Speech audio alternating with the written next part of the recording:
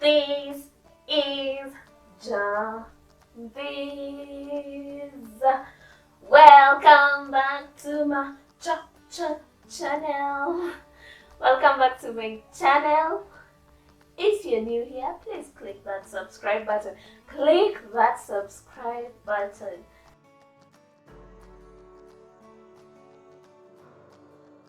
Let's get passionate about this, people. Because today we're talking about passion. And no, not that kind. The work kind. Thank you. This is how passionate I am about the topic. I'm actually sitting monk style. I don't know if this qualifies as monk style.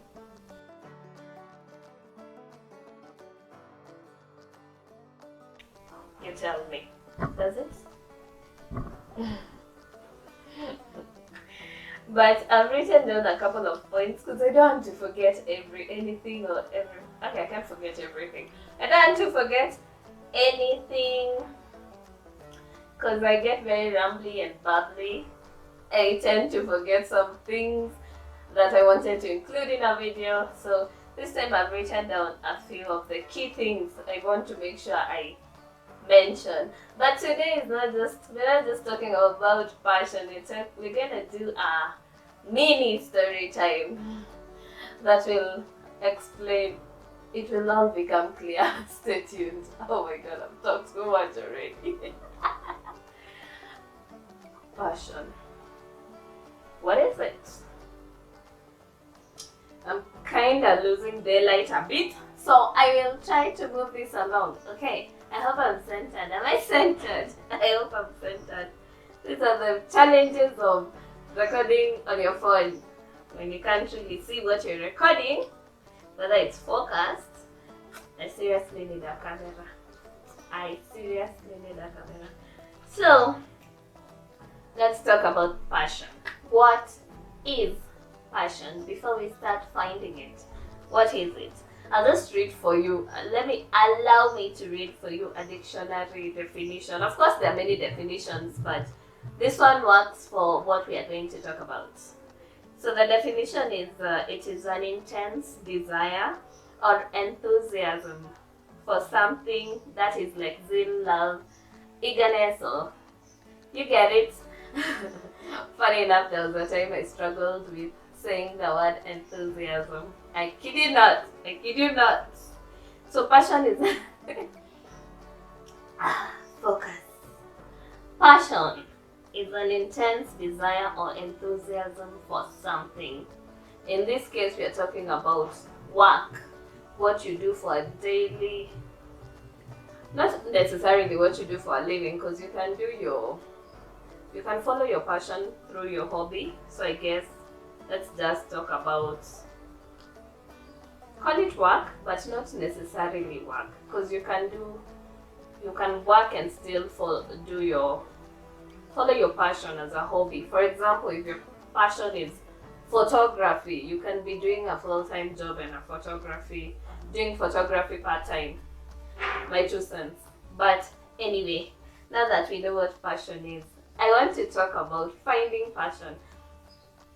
If you have been following this channel, if you've been watching my videos, you know there are specific things I'm very passionate about. One of them, of course, my number one biggest passion in life right now is motherhood. My beautiful baby Kiran. Motherhood. I'm passionate about it. I know it's not a career, it's not work or anything, but you understand what I'm saying.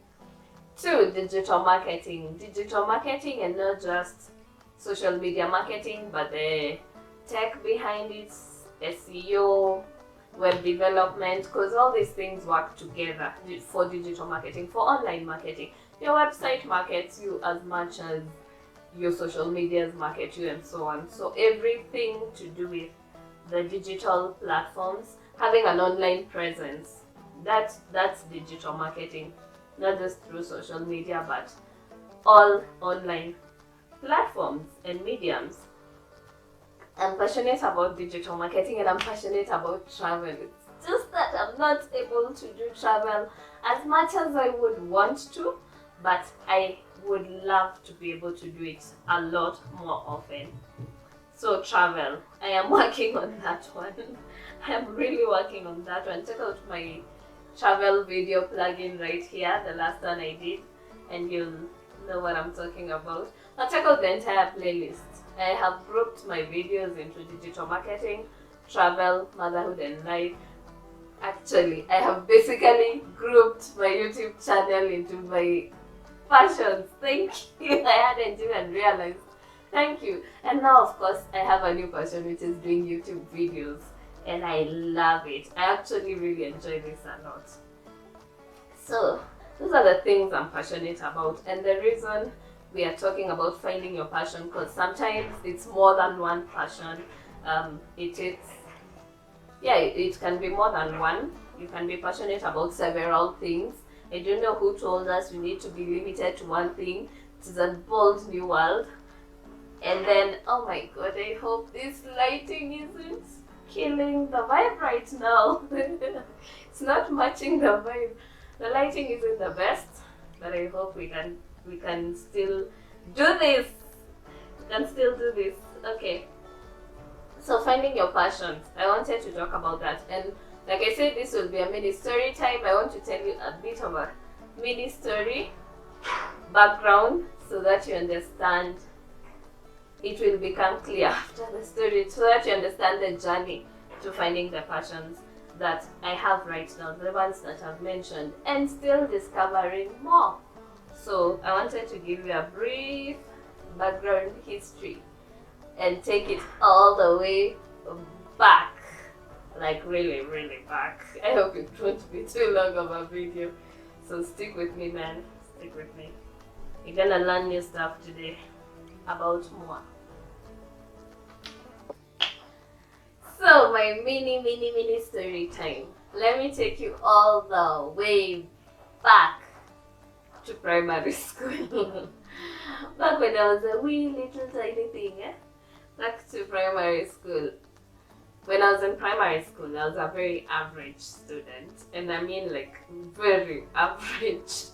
Like I wasn't in the top 10, but I wasn't in the bottom 10 either. I was in between, playing it safe, you know. But I used to do well in math and English. Like I used to be those students. We had what, four, 5 subjects: science, math, English, Kiswahili, and CRE. Why they combined geography, history, and CRE in one, I do not know. I don't know, but I did that.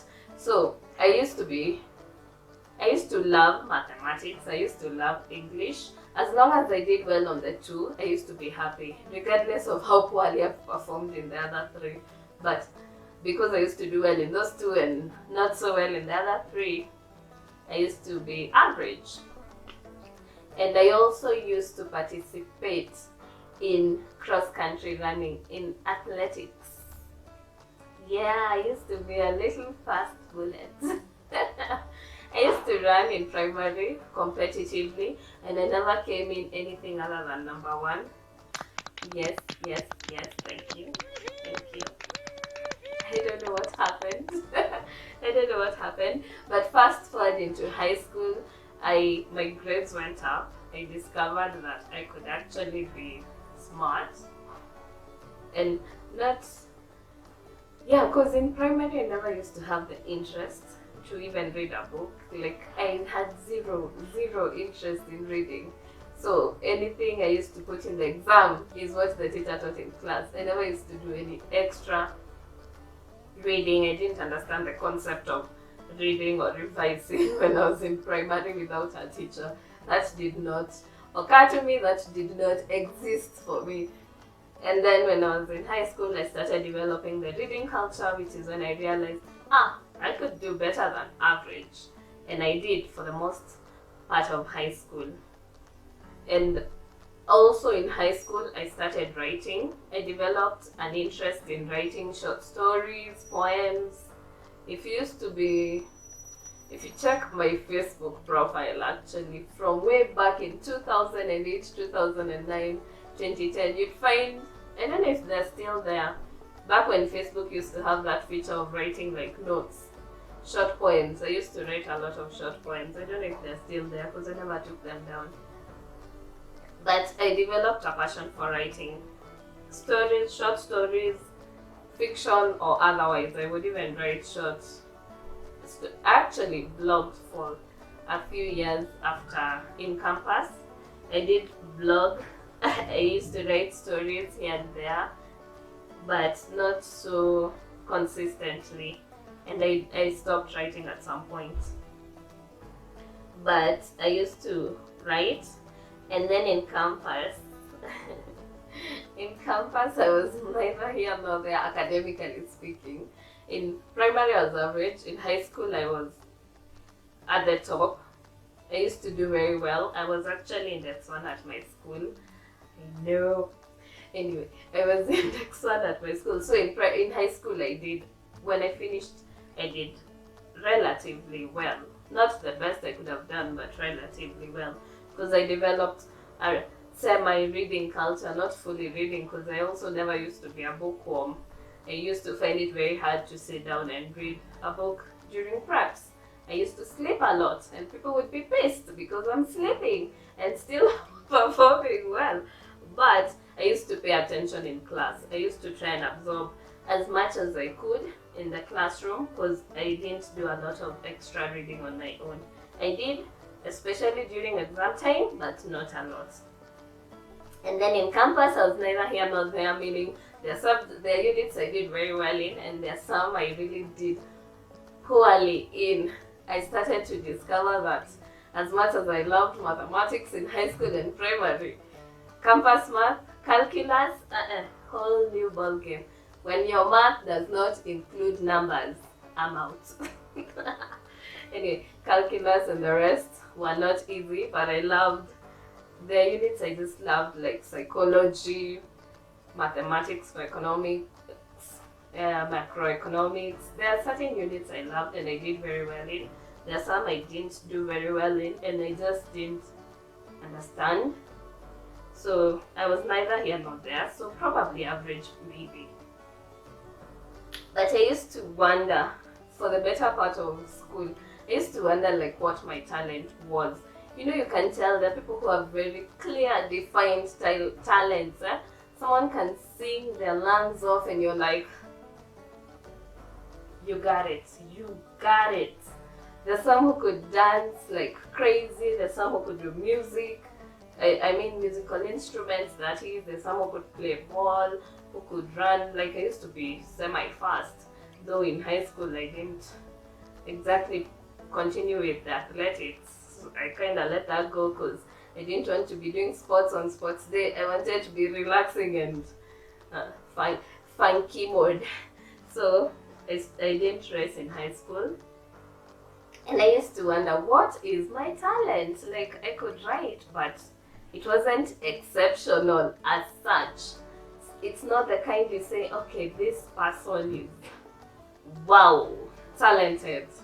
Not that kind. I was a good writer. I wrote well, but I wouldn't say exceptional as such. So I used to wonder, what is my talent? Because my understanding of passion back then was, your passion is your talent. Your passion is in somewhat way tied to your talent. What you're very good at, you're naturally good at. Something you're just born good at. Because there are people who are just born good at painting, drawing. Oh, I tried drawing. My God, I cannot draw for the life of me. And yet I enjoy art. I love art so much and music. But I can't draw or sing. Why? Anyway, back to my story. So yeah, I wanted to find out. I was curious, how do you know what talent you have? And I never actually got to answer that question until now, when I came to understand you gotta try a bit of everything to see what you're very good at, what you really love, and what comes naturally to you. Because I was good at certain things that came naturally to me, but they were academic based, they were learning based, so they did feel like talents at the time. Now it's a different story. I think being a fast learner is a talent on its own. Being able to absorb information and story for another day, video for another day. We'll get back to that. I digress. Anyway, so I figured what you're supposed to do in life is what you're good at, and I used to be good at mathematics and business, and I used to be fascinated by accounting and banking. So I figured that's the career path I'm supposed to follow. If you've watched my former videos, you know I studied accounts and economics. Link, if you wanna see what happened there, I'll link, because I've talked about this in several videos before. And so I thought that's what I'm supposed to be doing with my life, is an accountant, auditor, banker sort of thing, until I got into an internship and I did banking and I realized I don't like it. I do not like it at all. Which is how I got into IT. I got into an IT firm, IT business, sorry. Excuse me. I got into an IT business as an accountant, as an accounts assistant. And while doing that, got to learn a bit of IT, and I realized I am actually fascinated by this. It's challenging, and its challenges has solutions, technical, and it spoke to me. It just spoke to me, and that's how I did the whole career change into IT, where I now got introduced to digital marketing, which I have continued to learn and practice since. That was since 2014. Oh my god, I am growing old. Since 2014.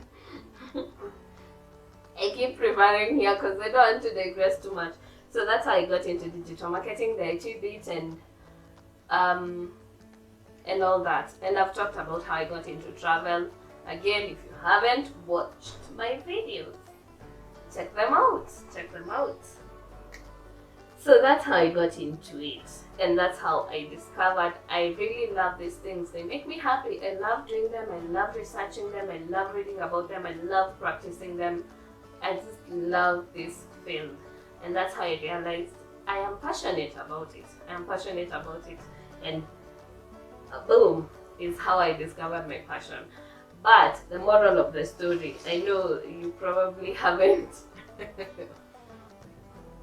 seen much of a connection, because I'm trying to summarize the story to not make the video too long. But the moral of the story was, and I'm also discovering something new that I am loving right now, which is training. Providing training for digital marketing, for tech stuff, for systems. I'm starting to love training, and I'm trying to look into how I can do it as a career, if that makes sense. If you have ideas, hit me up. So I'm looking at training, how I can share the knowledge I have learned and continue to learn, because I am continuously learning, continuously researching, and trying to grow my knowledge in this field. So the moral of the story, the mini story time, is one, your passion can evolve as you grow. I used to be passionate about accounting and auditing and banking until I realized it's just not for me. And that's okay, because we have been told you need to pick something and stick with it. No. We need to stop that. Try and see. If you're not passionate about something anymore, try and find out what you're passionate about now, because as you grow, as you evolve, you change, and why shouldn't your passions change with you? That's moral number one. Moral of the story number one.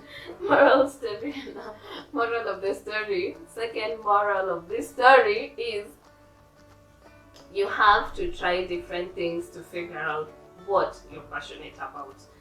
There are some people who just know what they love and they're passionate about it, and they stick with it all the way to the end, and they love it. And I wish I was you, but not everyone is you. It's good to figure out what you want early enough and chase it and love doing it all the way to the end. But not everyone figures it out early enough or is consistently aware of what they're passionate about. So it is okay to try different things until something clicks, until something in you, in you clicks. And how do you know it's your passion? That is number 3. How do you know this is something I'm passionate about? I read somewhere and heard somewhere that you know you're passionate about something if it does not make you money but still satisfies you. You still love to do it even though it doesn't earn you. Because sometimes your passion may not make you money. If it does, even better, perfect if it earns you a living. But if the money and the reward of it is taken away, would you still love doing it? Would you still enjoy doing it? If the answer is yes, then that's your passion. Then moral number 4, and the final one. I know we've talked. Moral number 4 of the story is you can grow tired of your passion. Just because you love what you do and you do what you love does not mean that you don't get days when you just do not want to do it. They're few and maybe far between, but they exist. You can burn out from your passion, so it is okay to also take a break from it and come back to it. People do it all the time. So that being said, I think I have covered all the things I wanted to cover. I just think for you to embark on your journey to knowing your passion, to finding your passion, you need to try things. You need to see what you love and what you don't. And it is okay to love something now, or to have loved something that you no longer enjoy doing and you're no longer passionate about. It is okay to evolve. Human beings continuously evolve. That's how you improve, that's how you grow. It is okay if your passion grows with you. So I hope in this whole story, in the moral of the story, the 4 morals of given, it has kind of helped you figure something out that you probably already knew, or confirm something that you already knew, or figure out what you need to do to find your passion. I hope it really has, because I really wanted to do this video and I hope it is informative or helpful to someone out there.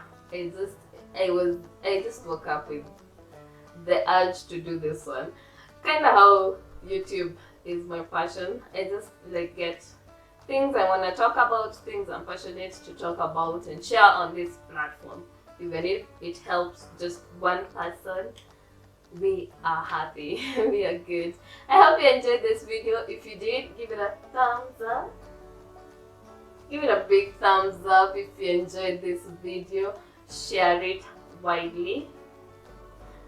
Share it and comment below. Let me know, what are you passionate about? How did you figure out your passion? And are you earning from your passion? I'm curious to know how many of us are doing what we love and loving what we do. But you can love what you do even if it's not your passion. How many of us are doing what we're passionate about? Comment below. Let me know if you have any feedback about this video. Comment below. If you want to just interact, comment below. You can also drop me an email on my official email for the YouTube channel, which is njambizchannel@gmail.com. I'll put the link. Drop me an email if you want to have a private conversation. Follow me on my socials. Again, I'll put the usernames and I'll link them in the description box below. Follow me on my socials. And like I said, subscribe. Let's get passionate about this. Subscribe. Join Team Njambiz. It is free to subscribe. And you support the channel by subscribing. It is absolutely free, costs you nothing. Only thing it does is helps you know when I put out new videos, and click the bell button so that you get notified when I put out new videos. And I will stop talking now. I'll see you next time.